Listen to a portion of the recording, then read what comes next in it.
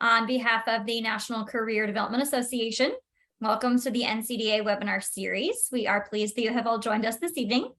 Before we get started, I want to share some technical information with you. During the webinar, please keep your microphone muted and your camera turned off. We encourage any questions to be typed into the chat section, which can be found on the lower section of your screen. Our presenters will address those questions at the end of the presentation. This webinar is being recorded, and the recording link will be available on the NCDA website next week, as well as emailed to all of you. Individuals who have signed up for this webinar will be able to log into their account on the NCDA website to view their CE transcripts beginning next week. Groups that are attending will need to return a sign-in sheet to me in order to receive their certificates. This program is approved for 1 contact hour of continuing education. If you have any questions about continuing education, you can contact myself, Alicia Cheek, at NCDA headquarters. I will now turn it over to NCDA President, Dr. Sharon Givens. Good evening, everyone, and thank you so much for being here. And thank you, more importantly, for taking some time this evening to invest in yourself. As we begin to talk about self-care tips, again, I'm Sharon Givens, and as many of you know, I am a licensed therapist. I'm licensed actually in South Carolina, North Carolina, and Virginia, and also a career counselor. And I've spent a great deal of time integrating mental health and career development. I am extremely honored to have a co-facilitator tonight, Marty. If you want to introduce yourself. Thank you, Sharon. Hello, everyone. My name is Marty Apodaca, and I am a licensed clinical counselor, a senior counselor at the University of New Mexico out of Albuquerque. And also, like Sharon, I am a career counselor as well. So mental health, career counseling, that's my jam. Thank you, Marty. Let's get going. Are you ready? Let's roll. So let's start out talking about some really alarming facts, but very important information to share that just in general, Americans are the most stressed people in the world. Particularly during the pandemic, we had a lot of unhealthy weight gains, increased drinking, reported by Americans who were trying to cope specifically with pandemic stress. About 33% of people report feeling extreme stress. 77% of people experience stress that unfortunately impacts their physical health.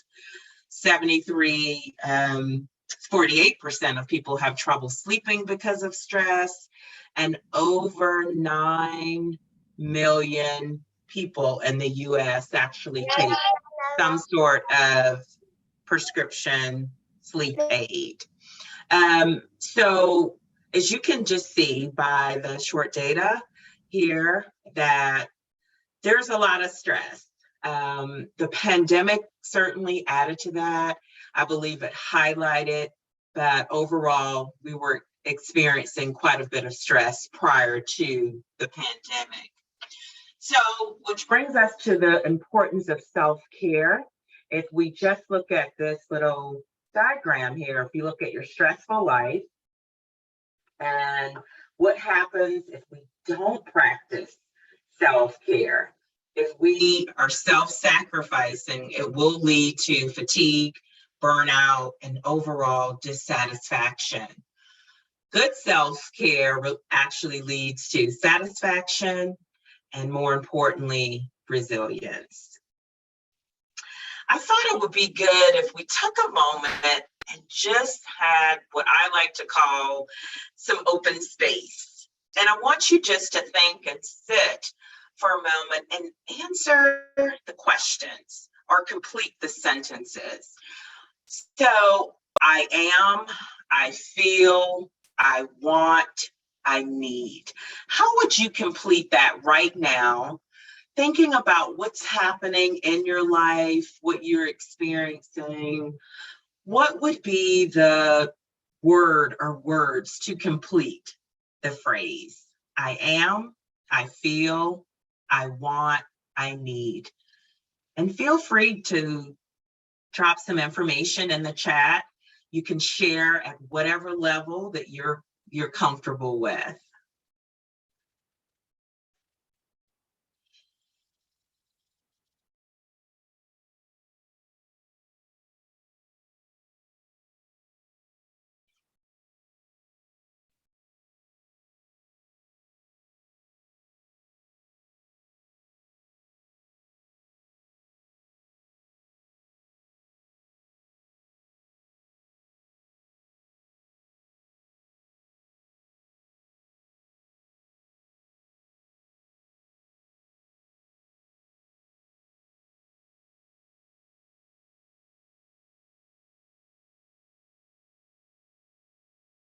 Mm.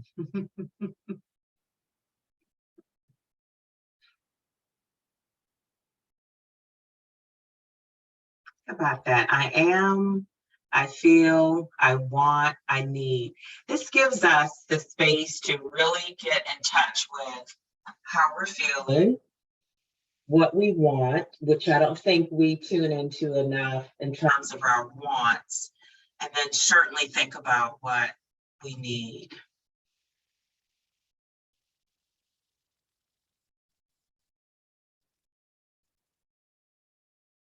I think it's Dina. I appreciate you sharing that. Very important point, needing to take care of you. Because of the sake of time, we're going to move forward, but this is just a good little exercise to really get in touch with what's happening with you during that particular time, to think about, are you tired? What do you need? And certainly how you're feeling. Because we're helpers, I think these are questions that we ask other people, but I think it's important for us to do the same for ourselves.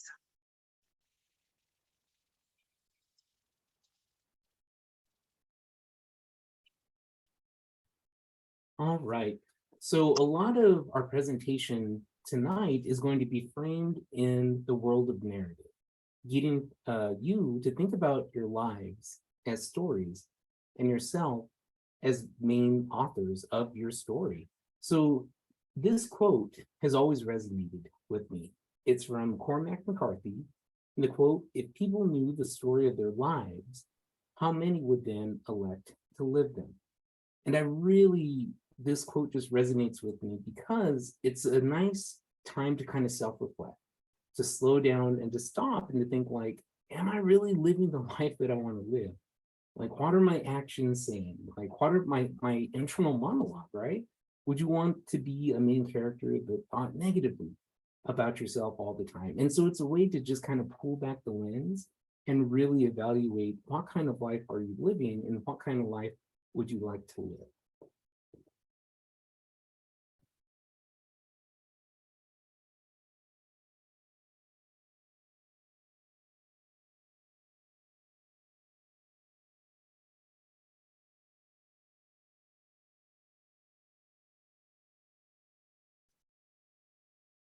And Sharon, is that you or me?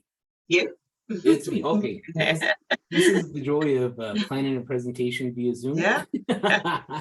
Sometimes it's hard. It's easier to get into the same room. But yes, Sure. your life is like a story.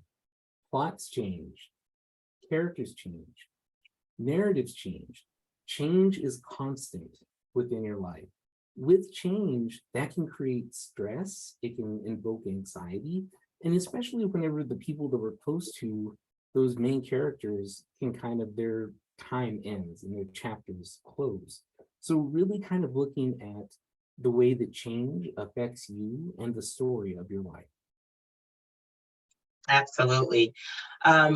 One thing that resonates with me is when we talk about different plots, and the plots could mean that we've lost someone, or we have a new job, or that we lost our job. So there's so much that's encompassed in our story, and our story does change. And when we think about that, how do we manage I got it. the changes in our Thank you. story?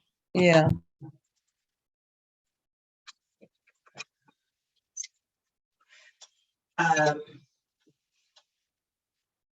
So when we think about that, I think somebody, can you place your phone, or can you place your mic on mute, please? When we think about your story, this is really important, and it's one of the things that I like telling my clients is tell yourself the truth. Make sure you are reading the correct story. Many times in our life, I think we go through periods of denial. There's certain things that we don't want to acknowledge. It could be the fact that we aren't practicing self-care in the way that we should. The story that we present to others can be very, very different from the true narrative. Do we present the real story? Do we present the actual reality to others? Do we present the reality to ourselves? Is the greater question. Ask yourself, what is the true narrative? Do I need to shift my narrative, or do I need to shift my space? Think about that. Do I need to shift my narrative, or do I need to shift my space? In many cases, we need to shift the narrative. What are we telling ourselves? What kind of narrative did we create? Is it true narrative? Or is it a situation where we need to relocate, go to a different space in order to function better? How would you tell your story as a career development professional? What is your story? For many career development professionals, we do experience stress, burnout. A lot of people think only mental health providers, people who do just mental health. But our work is so important. It's very, very, we have a huge responsibility because we are guiding others along their journey and helping them to create a story. So how would you tell your story as a career development professional? Think about that. How would you tell your story as a career development professional? What does that story look like?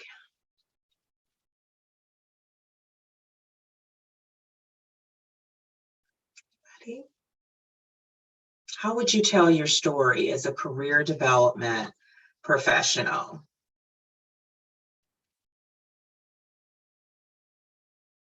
Does anybody want to share their story? What is your story? And if y'all would like, yeah, you throw it in the chat, or at this point, if you'd like to unmute and share a little bit. Absolutely.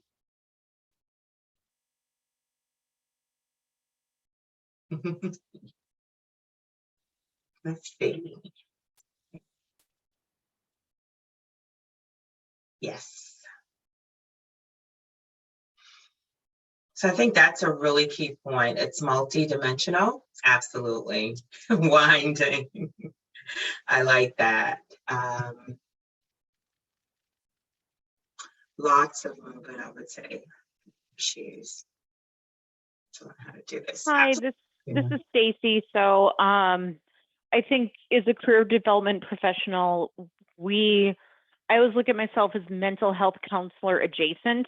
I am not trained in any of that, but we end up having to do a lot of that with mental health and being a counselor and dealing with multiple issues. Mental health, my line of work, like social services, finding income, public assistance, things like that. Wow. So it does become, I like that, Stacy, multiple roles. You're now the social worker, the mental health counselor, as well as the career counselor. And I can certainly say by serving in that dual role, it's an incredible responsibility, because I'm there to help facilitate someone's career journey, as well as helping them reconcile many of the emotional issues or mental health issues that they're dealing with as well. So the work is so important. And one of the things that I've heard, people feel like career development work is so soft, in the sense that we don't feel that burden and responsibility, which really is a myth, because our work is so important because of the impact that we have on the lives of others.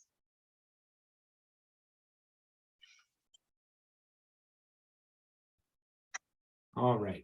So this next area, it may look like this is a typo. It is not. This is a Sharon and Marty exclusive. As we're going back and forth between creating and authoring the narrative, we kind of came up with pre-authoring the narrative, which creatively authoring your life's narrative. Now that you've kind of had time to reflect and to think about your story, as a career development practitioner, it's kind of nice to look at this and to ask yourself, what would you like to be different? Are there new characters that you would like to be introduced to? Maybe a new scenery or a change of pace too. So the idea here is to look at your story and to find the opportunities for change. All of us, we are the authors of our own stories, and we do have the power to create change in our life, but sometimes it takes a little bit of reflection to actually identify what those areas are. That's exactly right. When is the last time that you've asked yourself, what would I want to be different? I think it's always easy to identify areas that we would want to be different. So that's the easy part. Then we need to figure out, how do we do it? How do we get the new characters? How do we get the new scenery? How do we get the new pace? So in addition, and as a part of your reflection, it's important to think about, what would I like to be different in my life? How do I gain more peace, more solitude, and practice overall better self-care? And that will require us to do. What will that require us to do? It will require us to take what? Action. And I think that's where the hard work comes into play. I know in working with clients, we recognize what needs to be done, but then it's taking the action that's really critical. So let's talk about some strategies that can help us. There's 5 essential self-care strategies. These are very, very familiar: getting sleep, exercising, eating well, relaxing, and certainly making connections with family, friends, having those social outlets. And that's why many, many people suffered greatly during the pandemic, because we lost what? Many of our personal and professional connections. And then let's take a look at some cognitive techniques. Yeah, so I'm a big fan of using a lot of these cognitive techniques as far as managing stress, managing anxiety, and ultimately just kind of adding the tools to your toolbox, because stress and anxiety is really good at making us lose track of what's in there. So I'm a big proponent of mindfulness. And ultimately, whenever you boil it down, mindfulness is simply allowing yourself to be present in the moment, to be focusing on one task at hand. So there's a lot of different ways. I kind of like to view mindfulness as like a reset button for your body, especially whenever we're thinking about, oh, okay, I got this, I get this, and we get so overwhelmed. So one technique, of course, is box breathing. And this is breathing in increments of 4. So deep breath in over 4 seconds, hold over 4 seconds, release over 4 seconds, hold over 4 seconds. This allows our bodies to slow down. Breathing is something that we can control, helps slow down the heart rate, helps get oxygen to our brain. So there's a lot behind breathing that can be really helpful. And again, it's a wonderful mindfulness technique. And again, once you've been able to recenter, it's good to ask yourself, what is within my control and what's outside of my control? Stress and anxiety, that's the land of what's outside of your control. So whenever you can recognize that, it's redirecting your thoughts into the items that you can take care of now. The idea of control is to actually focus on what's in front of you and not on what's to come just yet. Self-compassion, self-compassion is so important. It always kind of breaks my heart whenever clients talk to me about the way that they think about themselves. And it's really common, those thoughts of like, oh, I'm stupid, I messed that up. And that negative self-talk has major repercussions. So if you do find yourself talking to yourself negatively, just pause, right? We're trying to view ourselves and our stories through a lens of compassion and really just kind of redirect that. So the thought of I'm stupid, no, let's reframe that. I'm not stupid. maybe I made a mistake. I will try to do it differently next time. Those subtle reframes in our thinking, it all starts internally. And then, yeah, stop catastrophizing. That one is huge, because catastrophizing is just, making a mountain out of a molehill. You're just building and building. And then Sharon, did you want to speak to this one too? To just ruminate over something over and over again. And in many cases, that could be our work. Not sure, no, we're actually not sure if we are as effective as we would like to be with clients. Maybe it's a client that can't seem to find a job and you're taking some level of responsibility. But we are making, in many cases, a small issue become something really mega when it's really not. So much of the impact on our self-care certainly starts where? In the mind, our thinking. So if we could start to modify and reframe, that would certainly improve our self-care. One of my go-to activities, and I like to share with clients, particularly maybe it's a stressful day. And these are little quick practices that you can throw in. It's a think happy. So you could be at your desk, in your office, just thinking about maybe something that didn't go right. Why don't you shift that to think happy? Close your eyes for just a few minutes and start to remember a truly happy time in your life. Close your eyes, just allow yourself to go there. That could be seeing your baby for the first time, meeting your spouse, a great time that you spent with friends. Before you know it, that smile will come on your face and it will push back some of the negative thoughts or the circumstances that are happening at that time. It will take you to a different place. So you will have that mental shift, which can be very, very important. And this is something I even encourage clients to do on a daily basis to kind of keep them grounded and also balance in their thoughts. Because some people spend the entire day with negative thinking. Also, my favorite, and anybody that knows me, I'm a huge proponent of gratitude. I believe it's just so important to be thankful. I always suggest a gratitude journal. Gratitude is something that causes us to have a mental shift as well. Whenever you go into a space and begin to think about all the things that I have to be thankful for. Because what I've found is many people take things for granted. A couple of things that you can do is have the gratitude journal, have a gratitude jar. So I have a jar, for example, that every week I will throw something in there. And then even at the end of the year, I'll start pulling things out. Like, I forgot, oh, that was great. All the things that I am thankful for. You can even do a little tree. Some people will do a little plant. Just put sticky notes on it periodically of all the things that they are thankful for. So gratitude is really, really huge. So here's another, the positive talk. So try visualizing don't eat the cookie. So that's going to be pretty challenging if you have some fresh baked cookies, right? So positive self-talk, how many times you've heard people say, well, it's not that bad. What if we shift that to say, this is good? Because the brain has difficulty visualizing not doing something. So for example, if you say, I'm not going to get stressed out, I'm not going to get stressed out, this creates someone who is what? Stressed out.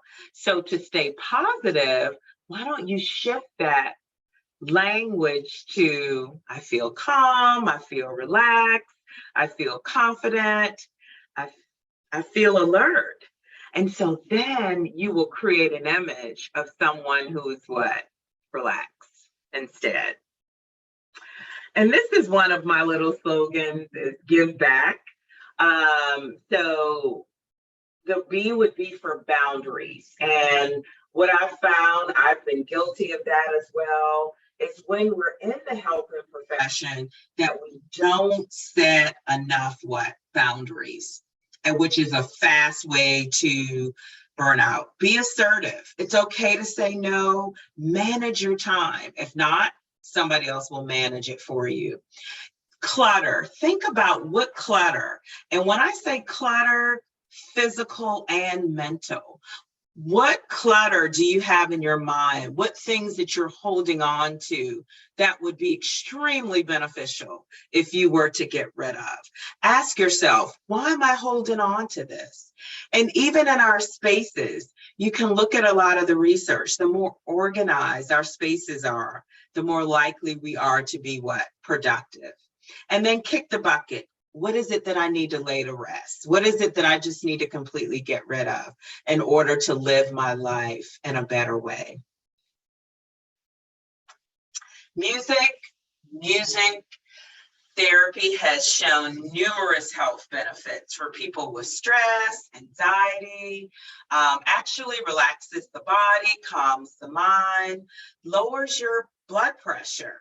And I actually giving you a few samples of songs. I mean, there are tons out there, but some of these have been suggested as great songs to either lift us or keep us calm. Marty's gonna actually sing a couple of them for us, just to let you know what that is like. So Marty, which one are you gonna do? Yeah, and interestingly enough, whenever I was looking at this list, the name that really stood out to me was John Mayer. And I kind of paused and I reflected on it, because whenever I see John Mayer or hear his name, it evokes a rage in me that is, I just can't quite understand. So John Mayer's music actually increases my blood pressure, tenses up my body, and it doesn't calm my mind. But the thing is, we all have different tastes in music. I am such a fan of the power of music. Even before this presentation today, I had my jams on, I was going. So it's really identifying and reflecting on what is your sweet spot? What's the music that speaks to you and that really helps calm you down? Because music can help you focus. It can help you relax. I mean, the power of music is just wonderful. Absolutely. So feel free to give some of these songs, just create your own playlist. You will definitely notice a difference if you have not been doing that already. Here's one, and I know probably every single person here tonight, we're guilty of this techno stress because we just need to be connected all the time, checking those last minute emails before you go to bed. So we receive so much stress from technology. So we have the phone, we have the watch, we're always on. So one of the things I want you to really try to make a commitment to do is find a way to get offline and engage in other forms of healthy self-care activities. Because I think there's a strong myth that, well, I'm on social media. Social media can give you so much anxiety. It can really make you anxious. A lot of people feel like they have to check their pages before they go to bed, but they're creating a space of anxiety actually versus relaxation before they go to bed. And this one, and as we were preparing a presentation, I was telling Marty, I am so guilty of this one. And I just feel like a lot of people who are in the helping profession, it's hard for us to ask for what we need. If you're in the helping profession, you're in leadership in some way, it's hard to say, you know what, I am not okay. I need someone to talk to. And I love this picture because I think, how many times has a person asked you, how are you? I'm fine. And we really weren't fine. So it's important to ask people and not be afraid to say, Today, I am not okay. Can I talk? Can you just listen to me because I'm not okay? So imagine your life as a garden, Marty. You talked me into this. I'm like, okay, this better be good here. Yeah. Well, Sharon did find a beautiful picture of a garden, and I like it because there's a lot of green, and you don't see that a whole lot in New Mexico. So this is wonderful. But one thing that I really encourage my clients to think about is to kind of pull back the lens and imagine your life as a garden, in that the people in your life are plants within that garden. Your work, your school, your obligations, pretty much everywhere you spend your free time, including self-care, they're all plants in this garden. Now, whenever you tend to your garden and water the plants, that is you exerting energy. That's you taking care of the garden. But our energy is only finite. Sooner or later, the water from that hose is going to run out. So it could be a good practice to evaluate which plants are beneficial and are giving back the effort that you're putting in versus plants that are taking up a lot of time, a lot of resources, and are refusing to grow. So you're spending so much time and effort into these areas of your life that are not giving back, and our cups run out very quickly. And I also encourage my clients too, if you look at the relationships in your life, which plants can be removed from the garden? Because it's okay to remove plants that aren't growing. I like that. Okay. It was worth it, Marty. That was good. Thank you. Thank you for the chance. It's really good. Now, here's another favorite that I know it sounds very familiar, but it's really, really very powerful. And that's just let it go. Let it go. Once you've done all you can do, just let it go. Like everything in life, I know it's easier said than done, but with practice, you can get pretty adept at letting go of excessive levels of stress and anxiety. Because the question comes into play, why are you holding on to? What benefit is it for you to hold on to the stress and the anxiety? And then much of this that we've already shared, and I imagine that you know some really good self-care principles that you may have used in the past, but knowing versus doing. Of course, there's a lot of great information that we know, but what are we doing with it? And that's where the rubber meets the road in terms of self-care, because knowing is one thing, doing is what makes things happen. And doing is what puts that knowledge into motion. And that's one of the things we really would like you to think about tonight is what is it that I know, but I'm not actually doing? What is it that I really need to put into action? And we're going to share how you can actually begin to do that. All right, there we go. Yeah, so knowing versus doing, it's a wonderful, wonderful concept. But the problem is people can get hung up with that space in between, right? So I love this model, and pretty much every career theory, counseling theory, there's models everywhere, and they can really help us understand a little bit more about ourselves and the clients that we serve. So this particular model is called Prochaska's Stages of Change. And to me, this is really helpful when working with our clients and our students to kind of reference where they might be within this. So the idea of pre-contemplation, that means that the student or client change isn't even on the radar just yet. They may not even be aware that this is an issue. It's just out of their peripheral. Now, whenever pre-contemplation shifts to contemplation, all of a sudden there's a thought, maybe I could change. But they're not quite there yet. So in contemplation, shifts to determination or preparation. They're starting to prepare for the change. They've internalized it, they've kind of visualized it. So now they're looking at what steps do I need to do to get this done?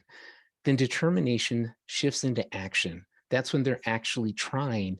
They're going from knowing into doing at that point.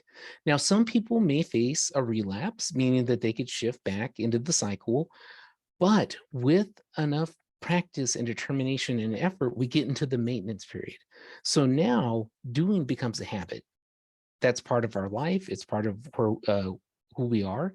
So again, this could be really helpful to kind of check in. If there's a change that you're looking at doing, where might you be in this model?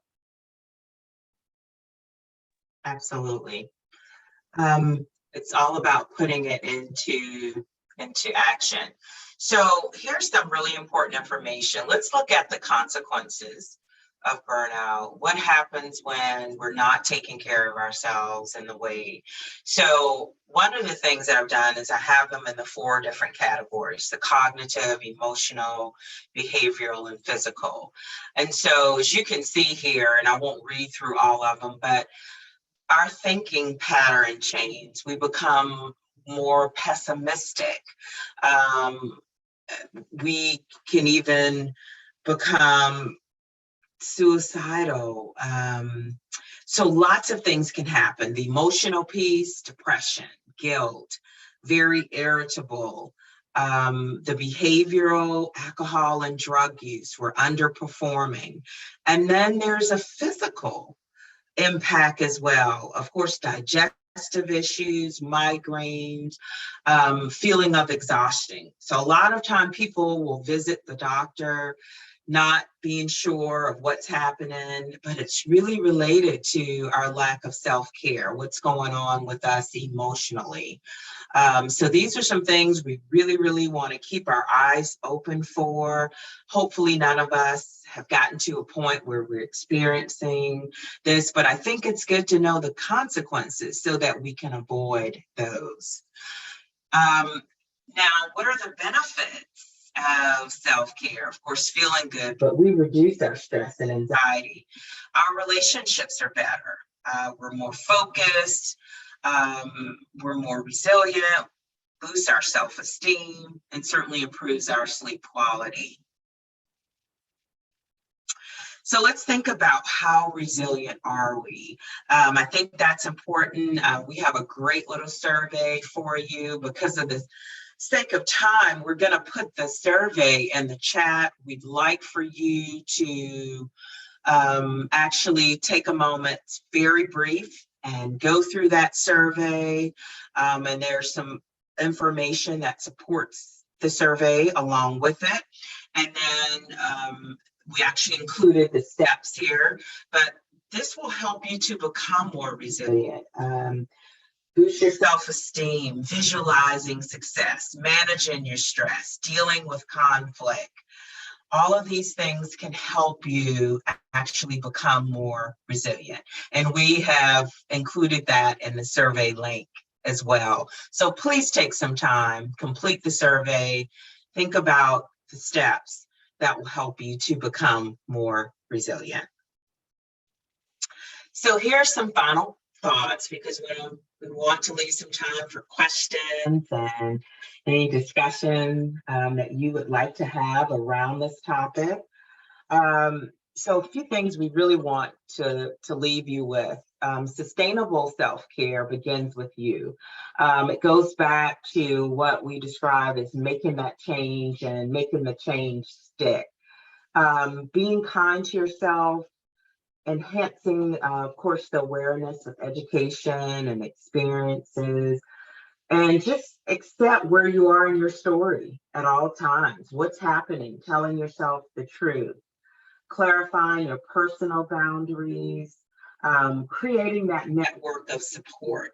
I encourage you to build a self-care toolbox and actually use that every single day. You should, what can I pull from that toolbox? When something is happening, you have a reserve that you can pull from. So make it stick. We want it to be sustainable. In many cases, we have that temporary self-care period and we fall off the wagon, it's okay, but get back up and continue the process. Don't stress over things that you can't change. If you probably think about the things that you're stressed about and you put them in a category of things you can and things you can't, most of it would be in the category of things that you can't. So you have to let it go, because if you could change it, then you probably would have already done so. Find some unique ways to de-stress. There are lots of great herbal teas, for example. Cleaning, for many people, is a great distressor. Putting puzzles together, horseback riding. Be creative. Find out what works for you, but don't be afraid to try something new. Remember, your stress impacts other people, and you have to ask yourself, how can you serve your clients if you're burnout or if you're stressed? It impacts your parenting, your relationships, your coworkers, even the grocery store clerk, maybe that you come in contact with. So that is something to really, really be conscious of. Enjoy the little things, because in many cases we're so consumed with the things we can't change, or experiencing stress and anxiety, we miss a lot of little moments that could bring us joy. Hopeful thinking, it's an infinite resource regardless of your budget. This is one of my favorite quotes here, because it costs you nothing, absolutely nothing, to be hopeful. Think about that. You pay nothing to be hopeful. And then I want to just give you a little scenario here regarding the power of one. So let's say I offer to buy you the car of your dreams. You can pick out any car that you want. And when we're done with this session, the car will actually be outside. As with most things, there's going to be a catch to it. This will be the only car that you're ever going to get for the rest of your life. So you would probably read that owner's manual several times before you drive it. You're going to keep it in the garage if possible, protect it at all times. You're going to check the oil, change the oil. If there's the least little bit of rust, you're going to get that fixed immediately so it doesn't spread, because you know it has to last you as long as you live. So the position that you're in with the car is exactly the position that you're in concerning your body and your mind. You only have one. So how you choose to take care of it is how you will function in your life. So it must last you the rest of your life. So think about, how will I treat this body and mind? Here's the challenge that I have for you. Remember to put your own oxygen mask on first before assisting others. We've heard that if we've ever been on a plane, and you think about this in terms of the work that we do. We can't be great for others if we're not great for ourselves. Remember the triad of health: eat, sleep, exercise. That's really, really important. I want you to think about, what old habits would you like to get rid of and create new habits? Getting rid of the old and creating the new. What does that look like for you? What are some habits that you know that may not be the best for you? And how do you replace them with new and healthy habits?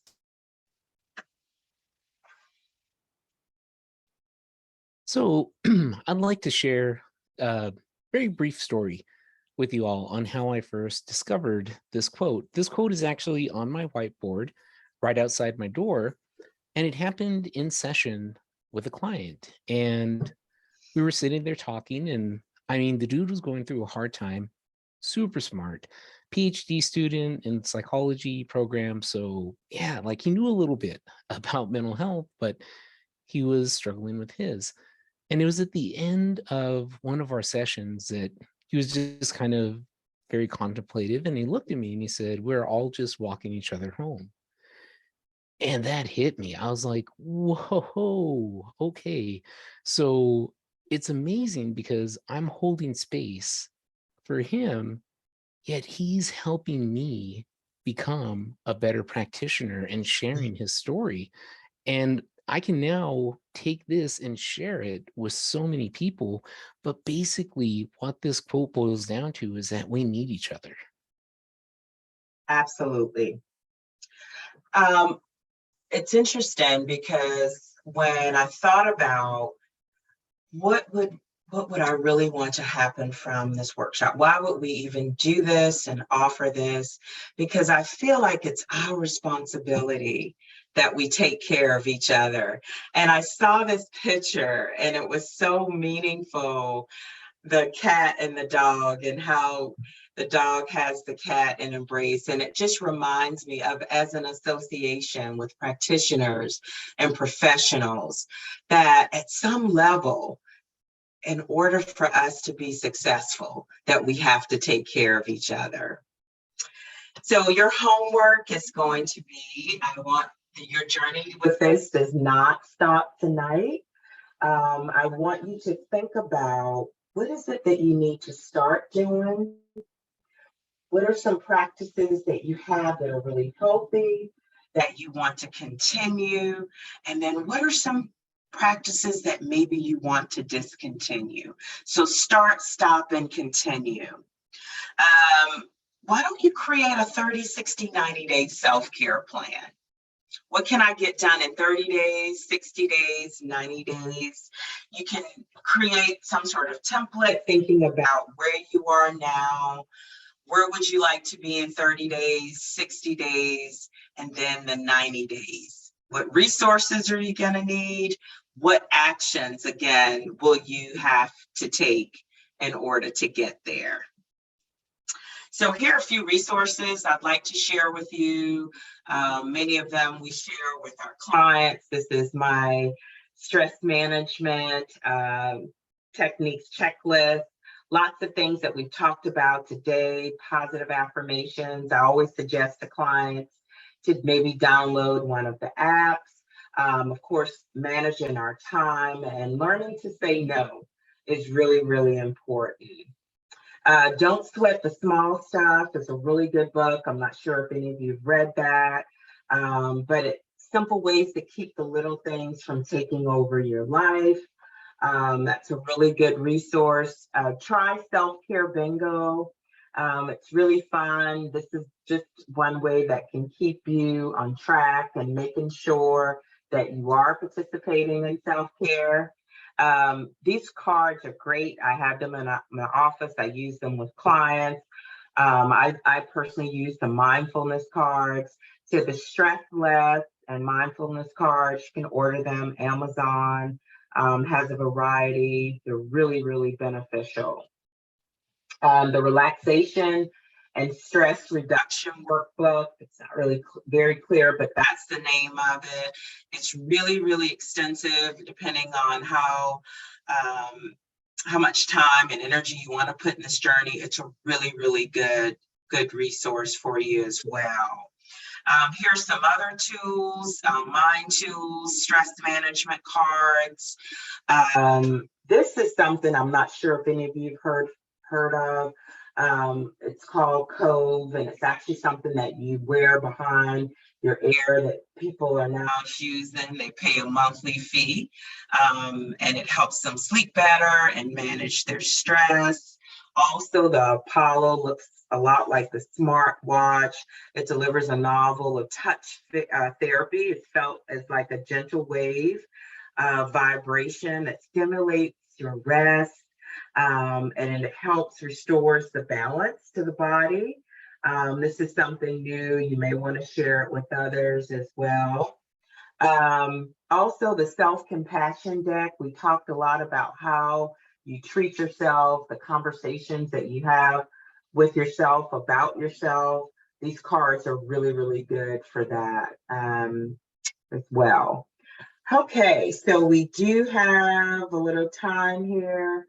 We would love to hear your thoughts, any light bulbs that came on, or any topic. Of course, we tried to do a lot in a short period of time. So anything that maybe you'd like for us to just elaborate on, or any questions or comments.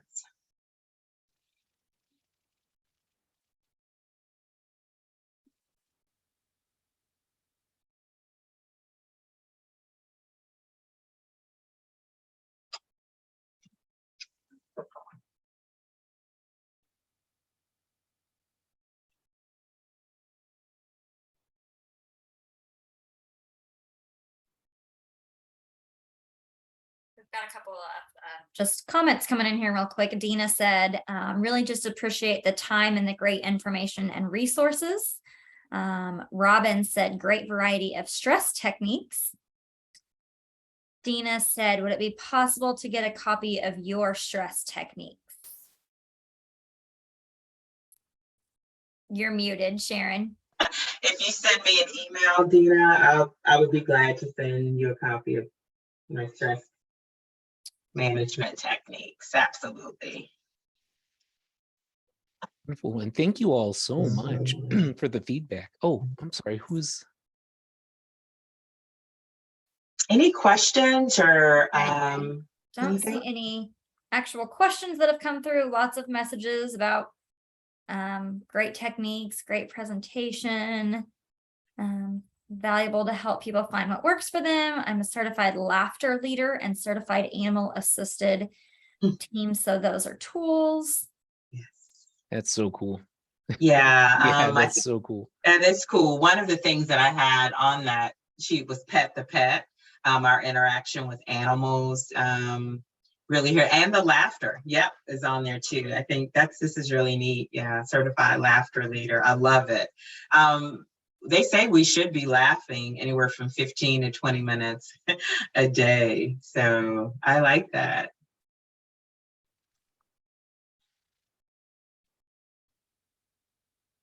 Yes, that's true. The resilience piece could be a whole session. And it may be something that we think about. I just had a thought that we could do maybe even as a pre-conference or something, because people are asking a lot for the self-care piece, particularly during this time. Yeah, and that could be Pre-conference? potentially a piece. Yeah, pre-conference, and then I'd love like maybe a resilience presentation too, Yeah. just solely focused on that. I did kind of like this. We focused maybe a little more on resilience. That's how it came about. A couple of people approached me at the conference and was like, can you do something like that again? And so here we are. So Awesome. Hopefully it was some benefit to people. Okay, well, if we don't have any questions, we'll go ahead and wrap it up. Thank you again to Marty and Dr. Gibbons for being with us today and for your time and information. This webinar again was recorded. I will send the recording link to everybody that was registered. Both Marty and Sharon's contact information is on the NCDA website under the board information. So if you want to reach out to them or have any questions that come up afterwards, feel free to reach out to them. And if you have any other questions about continuing education, you can reach out to me. I hope everybody has a wonderful evening, and thank you for joining us. Yes, thank you. Thank you all very much. Thank you. Thank you very much.